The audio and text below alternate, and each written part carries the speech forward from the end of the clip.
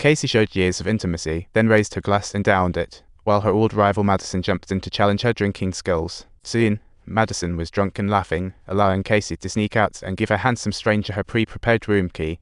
Subtitles: she told the handsome guy to take really good care of her best friend, and by the following day, Madison woke up.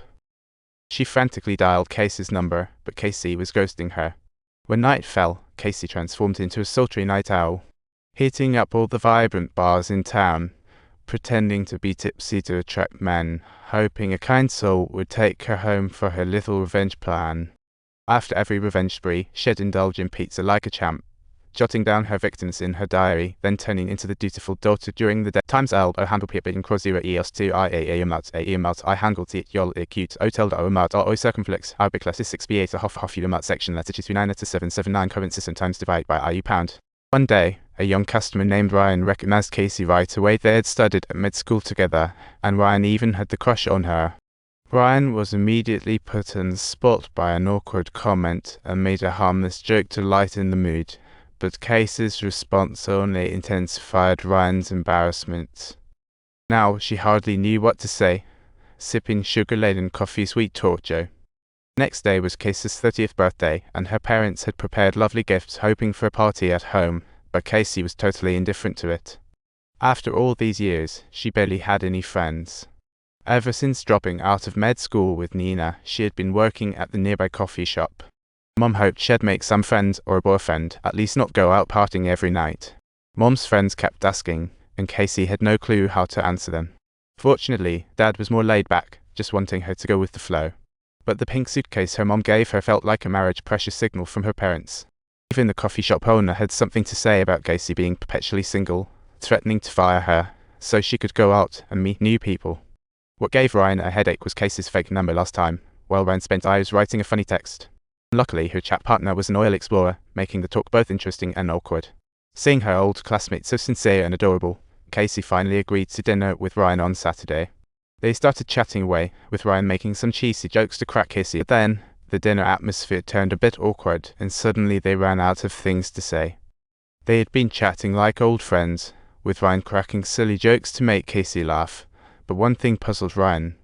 Casey was a top student at med school, destined for greatness, yet her dropout decision left everyone in disbelief. On this question, Casey gave no explanation, simply saying she disliked being a doctor. Noticing Casey wasn't keen to discuss it, clever Ryan quickly changed the topic, and they ended up watching an obscure film before walking back to Ryan's place. But then, one comment from Ryan shattered the moment, and Casey found Ryan's offhand remark quite irritating. The spark they had was extinguished in an instant due to Ryan's comment, leaving Casey to ponder deeply at home. Casey kept replaying that comment in her head, feeling something just wasn't right. She wondered if the problem was with her or if it was Ryan.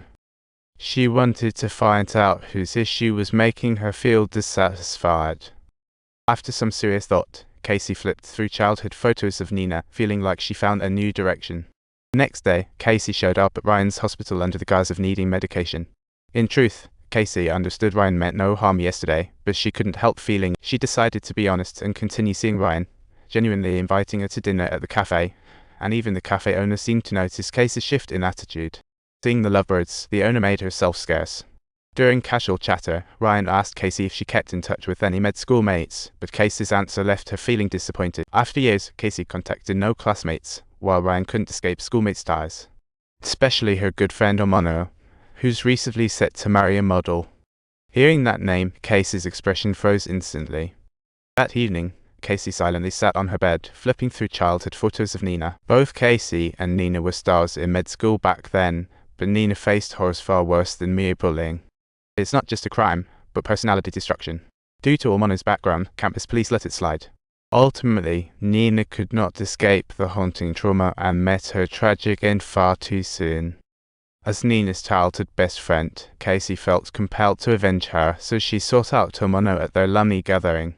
She tracked down her old rival Madison on the message board and scheduled a meetup at the hotel the next day to reminisce about the past. Faced with the past, Madison still didn't consider Nina a victim, claiming even the principal and cops thought it was just a tragic love story of the When Madison voiced her opinions, Casey had anticipated this, yet she still couldn't believe Nina would do such a thing, ultimately deciding to leave the hotel. Casey handed the drunken Madison over to a hired stranger, and after that, her next target was Principal Walker. She located Walker's daughter's school, used a dead phone as an excuse, and approached her by posing as a boy band makeup artist. Once Casey gained the girl's trust, she lured her into a mysterious office. Yet the long-forgotten principal didn't recognize Casey when she brought up her reasons for dropping out. When it came to Almano, the female principal's face was filled with pride as she mentioned that Almano had long since gained a widespread reputation and had even recently delivered a speech at the school. Yet Casey's account failed to impress her. She insisted that Nina was merely drunk back then, and since Almano and Nina had conflicting stories, she ultimately shielded Almano. She still sides with Almano, thinking accusations could ruin a boy.